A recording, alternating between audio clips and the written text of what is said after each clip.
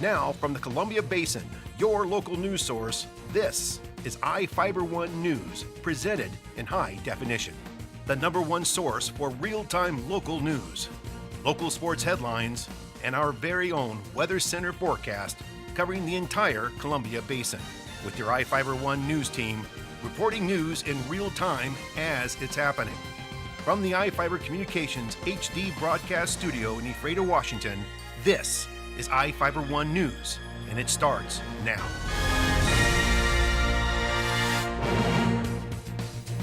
Welcome to iFIBER 1 News. I'm Sarah Brewer reporting news from around the Columbia Basin for Thursday, September 12th. Tonight we report on work being done to repair a dam at the southern end of Moses Lake and how Ephrata now has the fastest internet in America. In sports, Bob Kirkpatrick fills us in on what's new with the Mariners, Seahawks, and soccer. Our spotlight story tonight is about a trio of Seahawks fans raising the number 12 fan flag to new heights above Moses Lake. And we have the latest weather forecast for the Columbia Basin from the iFIBER 1 Weather Center. Our top story tonight, the Moses Lake Irrigation and Rehabilitation District is working on repairing a dam at the south end of the lake damaged by erosion. Here with the story is Vivian Huang. For nearly a century, a dam on Sand Dune Road in Moses Lake has been deteriorating from soil erosion. The road damage is a sign of accelerated erosion, and the failure of the structure has become an issue of high concern. The Moses Lake Irrigation District has been working in tandem with Strata Engineering to conduct an emergency repair of the structure.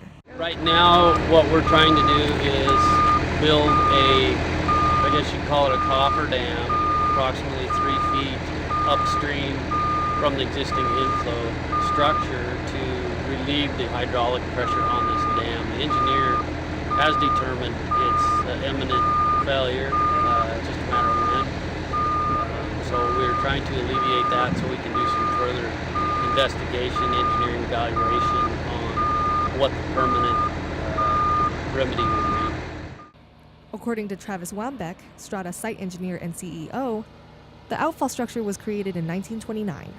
Strata has scheduled for geotechnical drilling next week to determine whether the dam needs to be completely replaced or partially repaired. For iFIBER 1 News, this is Vivian Huang.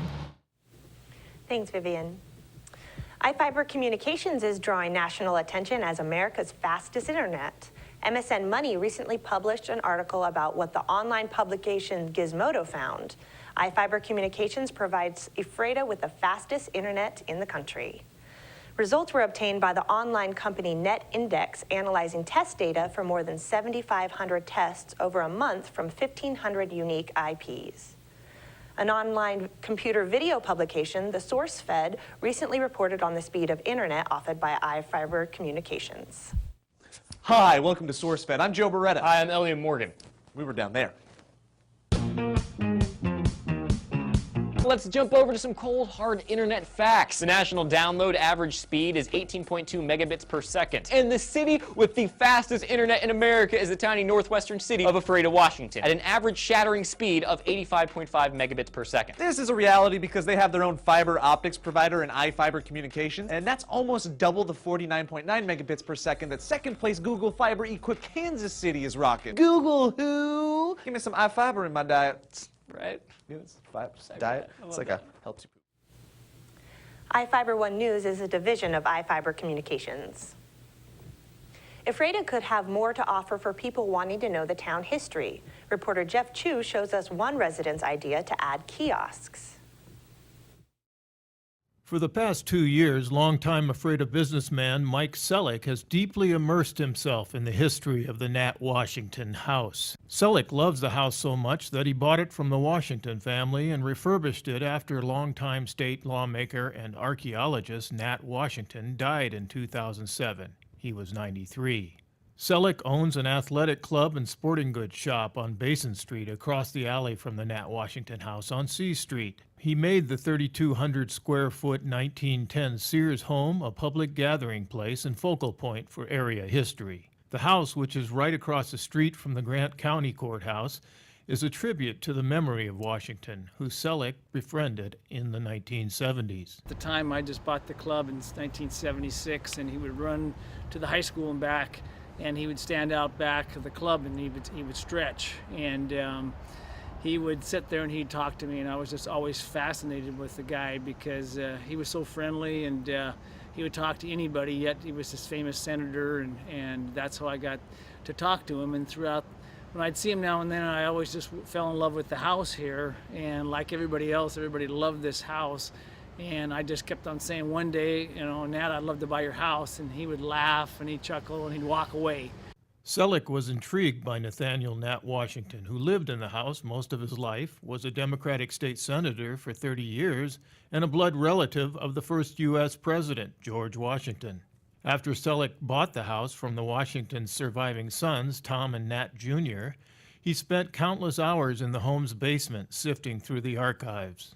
This is basically the first project that the house took.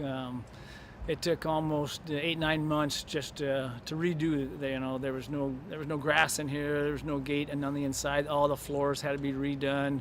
The bathroom, there was just the backyard was overgrown. While digging through the thousands of documents, Selleck came upon enough history and family photos to display in the home. I wasn't aware of after I bought it till I went downstairs to the archives downstairs in the basement. I did not know that Nat Washington was related to George Washington. They just had boxes of stuff you look down, there'd be something there laying on a desk of President Kennedy's invitation to the inaugural ball.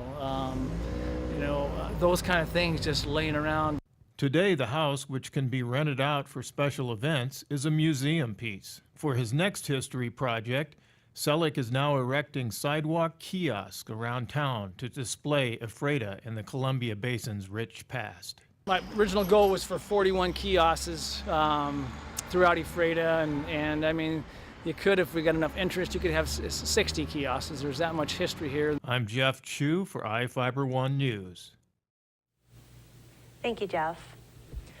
Each of the people you see here has warrants for their arrest and is wanted by various law enforcement agencies.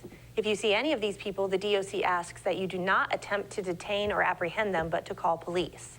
You can also call the Department of Corrections at 509-764-6180 during the day or 509-762-1160 after 5 p.m.